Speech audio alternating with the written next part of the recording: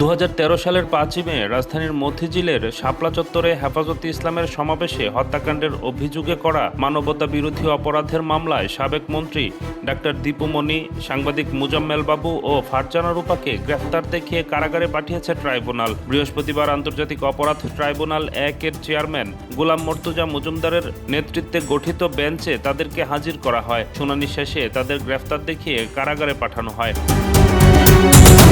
ট্রাইব্যুনালের prosecutor Gazi HM. Tanim বলেন, 2013 সালের 5ই মে শাপলা চত্বরে হত্যাযজ্ঞের সময় পররাষ্ট্রমন্ত্রী ছিলেন দীপু মনি। ওই দিন আইনশৃঙ্খলা রক্ষাকারী বাহিনীর সদস্যরা একদল উচ্ছৃঙ্খল মানুষকে নির্মূল করছেন বলে আন্তর্জাতিকভাবে প্রচার করেন তিনি। এছাড়াও শুরু থেকেই হেফাজতে ইসলামের মহাসমাবেশকে উস্কানিমূলক বলে 71 টেলিভিশনের সংবাদ প্রচার করেন সাংবাদিক ফারজানা ও মুজাম্মেল বাবু। শাপলা হত্যাকাণ্ডের অভিযোগের বিষয়ে ট্রাইব্যুনালের চিফ প্রসিকিউটর বরাবর অভিযোগ করেন হেফাজতে ইসলাম নেতা আজিজুল হক। হেফাজত নেতা জুনায়েদ আল হাবিব ও মাওলানা মামুনুল হকের পক্ষে তিনি এ অভিযোগ করেন।